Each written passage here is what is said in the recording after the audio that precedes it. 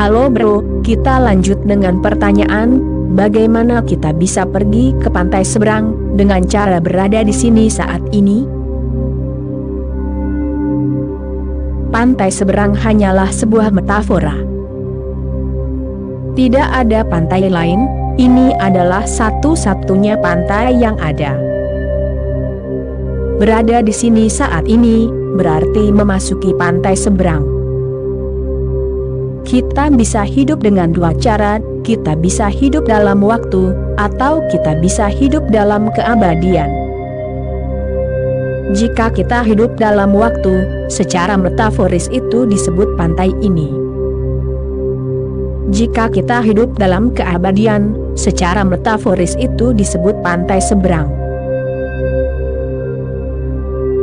Gerbang untuk memasuki keabadian adalah di sini saat ini. Hidup dalam waktu berarti hidup di masa lalu atau di masa depan. Pikiran hidup dalam waktu, pikiran adalah waktu. Pikiran selalu terjerat baik dengan masa lalu atau dengan masa depan, dan keduanya tidak ada. Masa lalu tidak ada lagi, masa depan belum ada, dan pikiran hidup dalam sesuatu yang tidak ada. Keberadaan dari pikiran adalah keberadaan yang sangat samar dan semu. Itu hanya pantulan di cermin, bulan terlihat terpantul di danau. Berada di sini saat ini, berarti keluar dari waktu.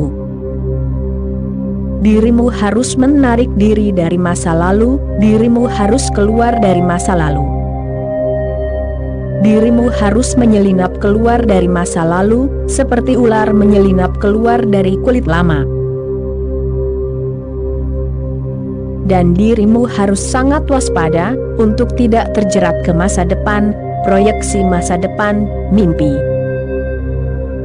Jika dirimu bisa menghindari masa lalu dan masa depan, dirimu waspada, dirimu sadar.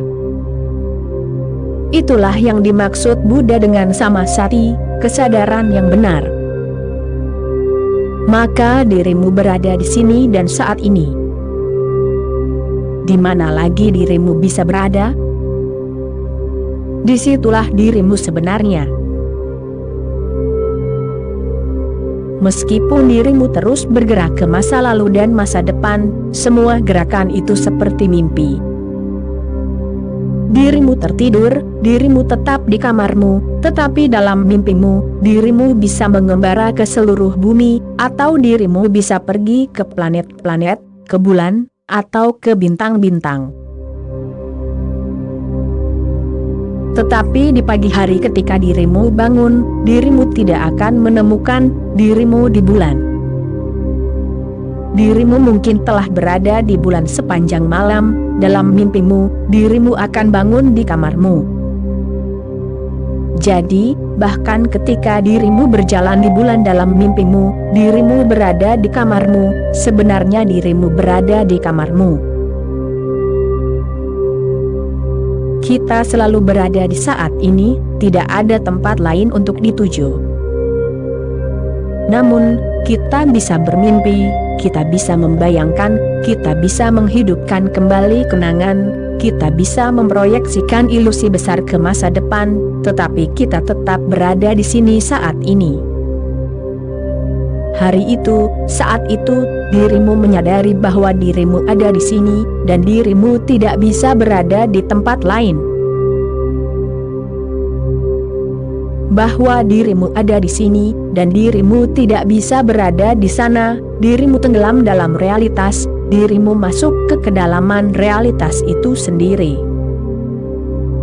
Dirimu mengubah persnelingmu dari momen ke momen, menuju keabadian. Salib dalam pengertian aslinya, melambangkan waktu dan keabadian. Salib tidak hanya melambangkan penyaliban Yesus. Salib adalah simbol yang lebih tua dari Yesus. Bahkan, salib hanyalah bagian dari simbol Timur kuno, swastika, hanya sebagian saja. Swastika di timur selalu melambangkan waktu dan keabadian. Salib juga melambangkan waktu dan keabadian. Garis horizontal melambangkan waktu. Waktu bersifat horizontal, linear, bergerak dari satu momen ke momen lainnya. Dan garis vertikal pada salib melambangkan keabadian, kedalaman, ketinggian. Dalam waktu dirimu berenang, dalam keabadian dirimu menyelam. Di sini saat ini berarti celah antara masa lalu dan masa depan, interval kecil ini. Dari interval kecil ini, dirimu memasuki dunia yang sama sekali berbeda, yang disebut pantai seberang. Dirimu tidak perlu bingung. Namun, terkadang jika dirimu memahami metafora secara terlalu harfiah, dirimu bisa menjadi sangat bingung. Dan metafora harus digunakan. Tidak ada cara lain untuk mengungkapkan apa yang tidak bisa diungkapkan dengan benar, untuk mengungkapkan apa yang hanya bisa dibungkam. Satu-satunya cara yang mungkin adalah dengan menggunakan metafora, perumpamaan, cerita, karena metafora memberi petunjuk tidak langsung. Realitas begitu halus dan rapuh, seperti bunga yang sangat halus. Jika dirimu mencoba memegangnya secara langsung, dirimu akan menghancurkannya. Dirimu tidak bisa memegangnya dengan tanganmu, ia sangat mudah berubah. Dirimu hanya bisa bergerak dengan cara yang sangat tidak langsung, dan gerakanmu harus sangat halus, bahkan langkah kaki pun tidak boleh terdengar. Dirimu hanya bisa berbisik dengan realitas, dirimu tidak bisa berteriak, dan dirimu tidak bisa berdebat. Itulah metafora, dialog yang dilakukan dengan berbisik, dialog yang dilakukan dengan cara puitis, bukan prosa, tidak jelas, tidak matematis, samar, misterius. Dirimu tidak bisa menyerang realitas. Dirimu hanya bisa membujuk, dirimu bisa merayu realitas. Ini adalah hubungan cinta, bukan pemerkosaan. Disitulah agama dan sains berbeda. Sains adalah semacam pemerkosaan terhadap realitas. Sains mencoba merenggut kebenaran dari realitas secara paksa, dengan kekerasan. Karenanya ia menghancurkan keseimbangan alamiah.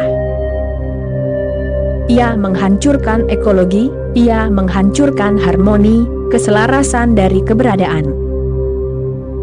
Itu adalah pemerkosaan, karena sains berbicara dalam bahasa penaklukan.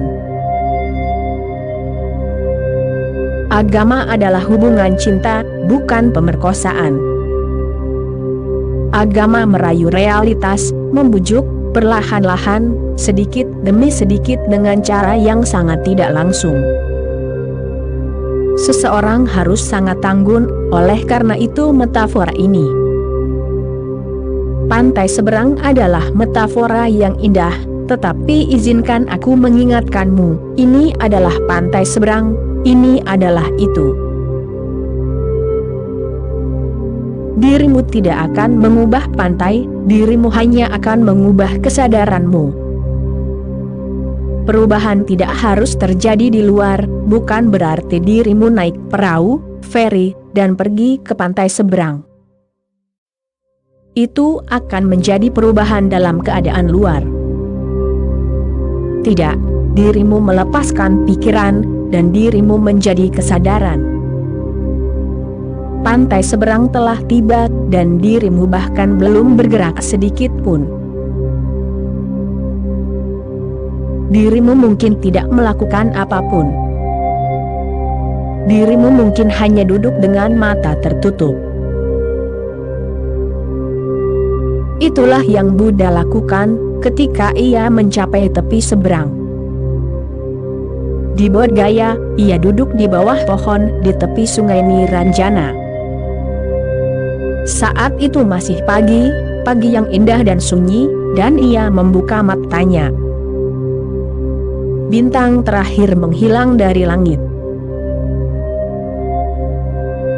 Ia melihat bintang terakhir menghilang, dan sesuatu di dalam dirinya juga menghilang, jejak terakhir ego.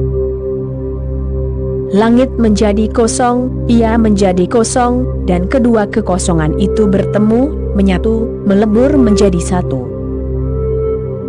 Langit memasuki dirinya, ia memasuki langit. Di sisi yang terlihat, di luar, tidak ada yang berubah, semuanya persis sama.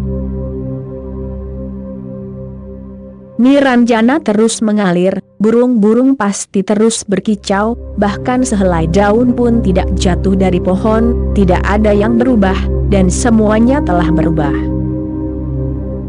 Sekarang Buddha bukan lagi sebuah pikiran, ia telah menjadi meditasi.